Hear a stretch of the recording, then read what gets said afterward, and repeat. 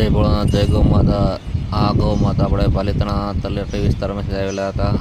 જે બિનવારસી ઘણા સમયથી કમોડીના ચીંકુડીના પીડાથી હેરાન થતા હતા. જે આપણે ગૌશાળામાં 20 થી 25 દિવસ પહેલાં આપણે એવાનું ઓપરેશન કર્યું હતું અને આજે એને એકદમ સરસ અને સારું થઈ ગયું છે. જેથી આજે ટાંકા તોડવામાં આવે છે.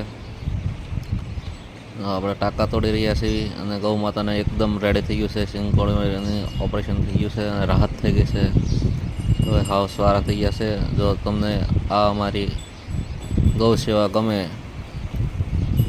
અને જો ગૌ માતા પ્રત્યે ભાવ, પ્રેમ અને કરુણા હોય તો અમારા વિડીયોને શેર કરો, ફોલો કરો, લાઈક કરો, આગળ મોકલો, જેથી કરીને વધુ અમારી ગૌ સેવામાં જોડાય અને અમને સપોર્ટ મળે.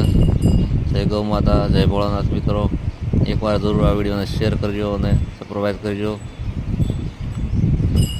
જય ભોળાનાથ.